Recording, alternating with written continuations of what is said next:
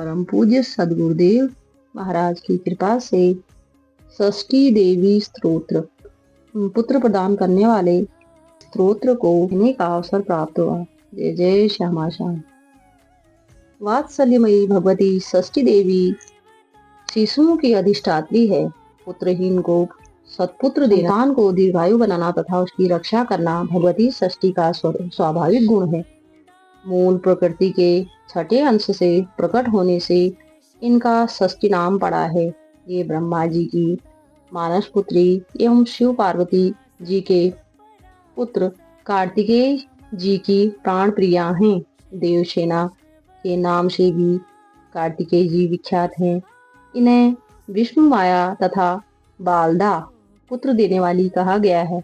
भगवती षष्ठी देवी अपने योग के प्रभाव से शिशुओं के पास सदैव वृद्धा माता के रूप में अप्रत्यक्ष रूप से विद्यमान रहती हैं तथा उनकी रक्षा एवं भरण पोषण करती हैं। बालकों को स्वप्न में कभी खिलाती हैं, कभी हंसाती हैं, कभी रुलाती हैं और कभी दुलारती हैं। इस प्रकार अभूतपूर्व वात्सल्य प्रदान करती हैं। स्वयंभू मनु के पुत्र राजा प्रियव्रत थे। उनके कोई संतान नहीं थी। तब महर्षि कश्यप जी ने उन्हें पुत्रेष्ठ यज्ञ करवाया। फलतः रानी मालिनी ने एक पुत्र को जन्म दिया, किंतु दुर्दैववश वह मरा हुआ था। राजा रानी मरे पुत्र को देखकर महान शोक में डूब गए। पुत्र शोक से उनका ज्ञान योग विवेक जाता रहा। मंत्रियों के बहुत समझाने पर अंत में राजा पुत्र को लेकर शमशान पहुंचे। इसी समय उन्होंने देखा कि स्फटिक मणि के समान एक दिव्य विमान अंतरिक्ष से उतर रहा है और उस विमान में श्वेत चंपा पुष्प के समान एक देवी विराजमान है। देवी को अपने सामने उपस्थित देखकर राजा ने हाथ जोड़ते हुए उनसे पूछा, हे देवी, आप कौन हैं? तब देवी ने बताया कि मैं ब्रह्मा जी की मानसी पुत्री षष्ठी देवसेना हूँ। मैं आप जैसे पुण्य आत्माओं की इस स्थिति को देखकर यहाँ आई हूँ। मैं अपुत्र को पुत्र देने वाली, भार्याभिलाषी को प्रिय पत्नी देने वाली, निर्धनों को धन देने वाली तथा कर्म करने वालों को उनके कर्म का फल देने वाली हूँ। राजन, ये ब्रह्मवैवर्तक पुराण में कहा गया है। राजन, सुख दुख भय शोक हर्ष मंगल संपत्ति और विपत्ति ये सब कर्म के अनुसार होते हैं। अपने ही कर्म के प्रभाव से पुरुष अनेक पुत्रों का पिता होता है और कुछ लोग पुत्रहीन भी होते हैं। किसी को मरा हुआ पुत्र होता है और किसी को दीर्घजीवी। यह कर्म का ही फल है। कर्म सबसे बलवान है, इसलिए शोक का परित्याग कर सत्कर्म परायण होना चाहिए। राजन, मेरा दर्शन अमोघ है। यह बालक जैसे आप पति पत्नी को प्रिय है, वैसे ही मुझे भी प्रिय है। इसकी रक्षा करना मेरा धर्म है। ऐसा कहते हुए उन देवी ने बालक को उठाकर गोद में रख लिया और अपनी कृपा शक्ति से उसे खेल खेल में ही उसे जिला दिया। वात्सल्य मूर्ति देवी की गोद में बालक मुस्कुराते हुए उछलने लगा। यह देखकर राजा को अपार हर्ष हुआ। देवी ने राजा से कहा, राजन, तुम्हारा यह पुत्र सभी गुणों से युक्त, त्रिकाल दृष्टा तथा योगियों तपस्वियों में भी सिद्ध पुरुष होगा। इसका नाम सुब्रत होगा। इसे पूर्व जन्म की सभी बातें याद आएंगी। इतना कहकर देवी उस पुत्र को लेकर आकाश में जाने के लिए उद्यत हुई तो राजा ने देवी से प्रार्थना की। इस पर वे बोली, राजन, तुम मेरी सर्वत्र पूजा कराओ और स्वयं भी करो। राजा द्वारा सहर्ष स्वीकृति देने पर देवी ने वह पुत्र राजा को सौंप दिया। देवी के आदेश से राजा और प्रजा द्वारा षष्ठी देवी का भव्य पूजन प्रारंभ किया गया। इस प्रकार षष्ठी देवी अत्यंत कृपालु और दयालु हैं। उनकी कृपा से ही अपुत्र को पुत्र प्राप्त होता है और नतवत्सा का पुत्र जीवित हो जाता है। अतः संतान प्राप्ति के लिए षष्ठी देवी की आराधना, उनके मंत्र का जप तथा उनके स्तोत्र का पाठ करना चाहिए। संतान कामी को चाहिए कि वह शालग्राम, शिला, कलश, वट वृक्ष के मूल में अथवा दीवार पर लाल चंदन से देवी षष्ठी की आकृति बनाकर उसका पूजन करे। सर्वप्रथम देवी का इस प्रकार ध्यान करे।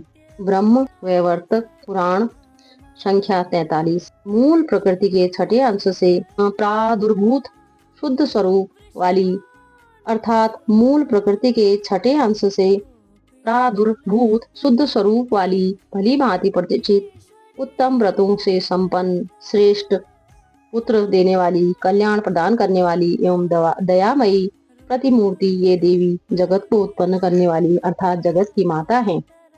श्वेत चंपक पुष्प के समान इनका वर्ण है तथा ये रत्नमय आभूषणों से विभूषित और पवित्र आत्मा है। मैं ऐसी परम चित स्वरूपिणी भगवती देवसेना षष्ठी देवी का ध्यान करती हूँ। ध्यान के अनंतर ओम ह्रीं षष्ठी देवी स्वाहा इस अष्टाक्षर मंत्र से आवाहन पाद्य अर्घ्य आचमन स्नान वस्त्राभूषण पुष्प धूप दीप तथा नैवेद्य आदि उपचारों से देवी का पूजन करना चाहिए तथा देवी के अष्टाक्षर मंत्र का यथाशक्ति जप करना चाहिए।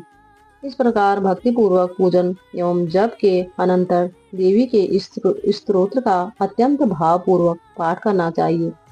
यह स्तोत्र संतान की प्राप्ति कराने वाला है। स्तोत्र इस प्रकार है।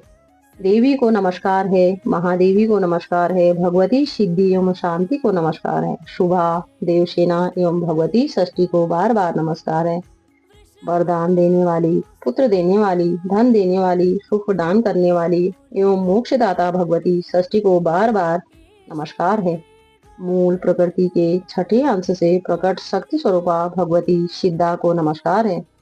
माया सिद्धि योगिनी स्वयं मुक्त एवं मुक्तिदात्री सारा शारदा और परा देवी नाम से शोभा पाने वाली भगवती षष्ठी को बार बार नमस्कार है। बालकों की अधिष्ठात्री कल्याणदात्री कल्याण स्वरूपिणी एवं कर्मों का फल प्रदान करने वाली देवी षष्ठी को बार बार नमस्कार है। अपने भक्तों को प्रत्यक्ष दर्शन देने वाली तथा सबके लिए संपूर्ण कार्यों में पूजा प्राप्त करने की अधिकारिणी स्वामी कार्तिकेय की प्राण प्रिया देवी षष्ठी को बार बार नमस्कार है। मनुष्य जिनकी नित्य वंदना करते हैं और देवताओं की रक्षा में जो तत्पर रहते हैं उन सत्व स्वरूपा देवी षष्ठी को बार बार नमस्कार है। हिंसा और क्रोध से रहित देवी षष्ठी को बार बार नमस्कार है। हे सुरेश्वरी, आप मुझे धन दें, प्रिय पत्नी दें एवं पुत्र देने की कृपा करें। मुझे धर्म दें, यश दें। हे सच देवी, आपको बार बार नमस्कार है। हे सुपूजित, आप मुझे भूमि दें, प्रजा दें, विद्या दें तथा कल्याण एवं जय प्रदान करें। हे षष्ठी देवी, आपको बार बार नमस्कार है। इस स्तोत्र की महिमा में कहा गया है कि जो निसंतान व्यक्ति षष्ठी देवी के इस स्तोत्र को निरंतर 1 वर्ष तक सुनते हैं या पाठ करते हैं उन्हें श्रेष्ठ और दीर्घजीवी पुत्र प्राप्त होता है। जो महावंद्या बांझ नारी 1 वर्ष तक देवसेना की भक्ति के साथ पूजा करके इस स्तोत्र को सुनती हैं वह सब पापों से छूट जाती हैं और महावंद्या होने पर भी षष्ठी देवी के प्रसाद से वीर गुणी विद्वान यशस्वी दीर्घायु संपन्न पुत्र उत्पन्न करते हैं। जो नारी कागवंद्या हो जिसे केवल एक संतान ही हो और जिस स्त्री के पुत्र पैदा होकर मर जाते हों वह यदि स्तोत्र को 1 वर्ष तक लगातार सुनती रहे तो षष्ठी देवी के अनुग्रह से पुत्रवती हो जाते हैं। बालक के रोगी होने पर यदि उसके माता पिता इस स्तोत्र को सुने तो षष्ठी देवी की कृपा से 1 महीने के भीतर ही बालक रोग मुक्त हो जाता है। जय जय श्यामा श्याम।